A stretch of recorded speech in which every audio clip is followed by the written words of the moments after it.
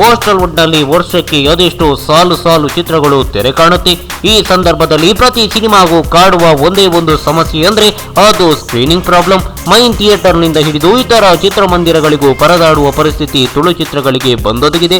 ಅದು ಎಷ್ಟರ ಮಟ್ಟಿಗೆ ಅಂದ್ರೆ ಕಡೆಗಳಿಗೆಯಲ್ಲಿ ಚಿತ್ರಮಂದಿರ ಬೇರೆ ಚಿತ್ರಕ್ಕೆ ಮಣೆ ಹಾಕಿದ ಅದೆಷ್ಟು ಉದಾಹರಣೆಗಳು ಇವೆ.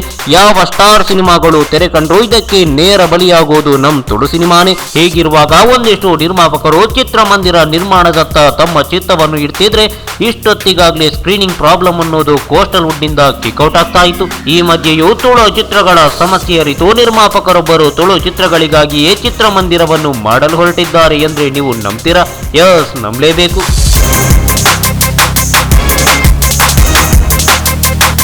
ಕೋಸ್ಟಲ್ ವುಡ್ ನಲ್ಲಿ ದೊಂಬರಾಟ ಹಾಗೆ ಕಡಪಾಡಿ ಕಟ್ಟಪ್ಪ ಚಿತ್ರವನ್ನು ನಿರ್ಮಿಸಿದ್ದ ರಾಜೇಶ್ ಬ್ರಹ್ಮಾವರ್ ತುಳುವರು ಮೆಚ್ಚುವಂತಹ ಮಹಾನ್ ಕಾರ್ಯಕ್ಕೆ ಕೈ ಹಾಕಿದ್ದಾರೆ.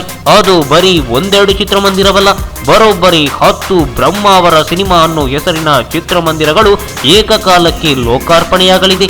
ಅವಿಭಜಿತ ದಕ್ಷಿಣ ಕನ್ನಡ ಜಿಲ್ಲೆಯಾದ್ಯಂತ ಮೊದಲ 10 ಎಸಿ ಚಿತ್ರಮಂದಿರಗಳು ಹೆಬ್ರಿ, ಬಜಪೆ, ಹಿರಿಯಡ್ಕ, ಕಿನ್ನಿಗೋಳಿ, ಮುಡಿಪು, ಪಡುಬಿದ್ರೆ, ಉಪ್ಪಿನಂಗಡಿ, ನೆಲ್ಯಾಡಿ, ವಿಟ್ಲ, ಮೆಲ್ಕರ್ನಲ್ಲಿ ತೆರೆಯಲಾಗುತ್ತಿದೆ.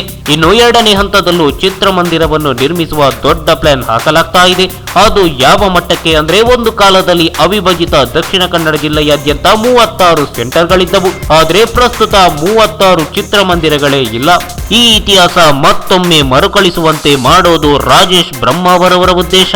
ಈ ಮೂಲಕ ಸ್ಕ್ರೀನಿಂಗ್ ಪ್ರಾಬ್ಲಮ್ ನಿಂದ ಕಂಗೆಡುತ್ತಿರುವ ಕೋಸ್ಟಲ್ ವುಡ್ಗೆ ದಾರಿದೀಪವಾಗೋದೇ ರಾಜೇಶ್ ಬ್ರಹ್ಮಾವರ್ ಅವರ ಗುರಿ. ಹೀಗಾಗಿ ದೊಡ್ಡ ಸಾಹಸಕ್ಕೆ ಕೈ ಹಾಕಿದ್ದಾರೆ. ಏನೇ ಇರಲಿ, ರಾಜೇಶ್ ಬ್ರಹ್ಮಾವರ್ ಅವರ ಈ ಹೊಸ ಹೆಜ್ಜೆಯಿಂದ ತುಳು ಚಿತ್ರಗಳಿಗೆ ಮತ್ತಷ್ಟು ಸ್ಕ್ರೀನ್ ಸಿಕ್ಕಂತಾಗಿದೆ. ಹಾಗೆ ನಿರ್ಮಾಪಕರಲ್ಲಿದ್ದ ಸ್ಕ್ರೀನಿಂಗ್ ಆತಂಕ ದೂರವಾಗಿದೆ ಎನ್ನುವುದರಲ್ಲಿ ಯಾವುದೇ ಸಂಶಯವಿಲ್ಲ.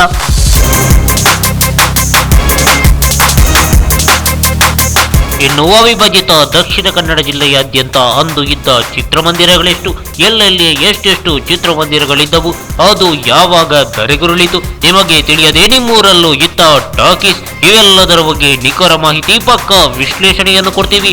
ಅದು ಮುಂದಿನ ಭಾಗದಲ್ಲಿ.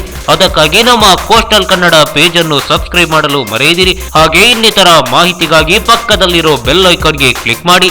ಈ ಮಾಹಿತಿ ನಿಮಗೆ ಇಷ್ಟ ಆಗಿದ್ರೆ ಲೈಕ್ ಮಾಡಿ, ಶೇರ್ ಮಾಡಿ. ಹಾಗೆ ಈ ಬಗ್ಗೆ ನಿಮ್ಮ ಅನಿಸಿಕೆ ಮತ್ತು ಅಭಿಪ್ರಾಯಗಳನ್ನು ಕಾಮೆಂಟ್ ಬಾಕ್ಸ್ ನಲ್ಲಿ ಬರೆಯಿರಿ. ಇನ್ನಿತರ ಮಾಹಿತಿಗಾಗಿ ನಮ್ಮ ಕೋಸ್ಟಲ್ ಕನ್ನಡ ಫೇಸ್ಬುಕ್ ಪೇಜ್ಗೆ ಲೈಕ್ ಮಾಡಲು ಮರೆಯದಿರಿ.